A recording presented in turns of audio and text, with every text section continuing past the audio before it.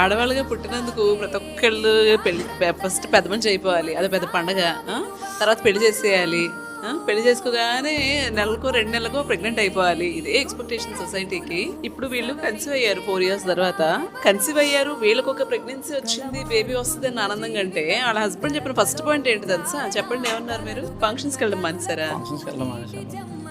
అంటే సొసైటీలో ఓకే అమ్మయ్య మేము ప్రెగ్నెంట్ అయిపోయాము, ఇంక సొసైటీలో మమ్మల్ని ఎవరు క్వశ్చన్ చేయరు, చుట్టాలు క్వశ్చన్ చేయరు, ఫ్యామిలీ క్వశ్చన్ చేయదు, ప్రశాంతంగా వండిస్తుంది. ఈ రిలీఫ్ అనిపించిందా ఫస్ట్ మీకు కన్సీవ్ అవగానే? నీకు అనిపించింది కదా లేడీగా? సో ఎందుకు ఇంత ప్రెషర్? ఇప్పుడు వేరే కంట్రీస్లో ఎక్కడా కూడా వాళ్ళు కన్సీవ్ అయ్యారంటే okay we're growing our family అనుకుంటారు. ఇక్కడ సొసైటీ అప్రూవల్, ఒక స్టాంప్ వేయాలి, అమ్మయ్య వీళ్ళు కన్సీవ్ అయ్యారు, వాట్ ఈస్ దిస్? మీకోసం మీరు పిల్లలు కనండి, సొసైటీ ఏమనుకుంటుందని ఎందుకు? మళ్ళీ ఫస్ట్ బేబీ మళ్ళీ అబ్బాయి అయిపోవాలి, అబ్బాయి అయిపోయిన తర్వాత పుట్టిన ఆడపిల్ల మహాలక్ష్మి. మరి ఫస్ట్ ఆడపిల్ల ఎందుకు మహాలక్ష్మి అవుతుంది ఫస్ట్ చైల్డ్ అయితే కదా? అప్పుడు మళ్ళీ ఆడపిల్లని మొహం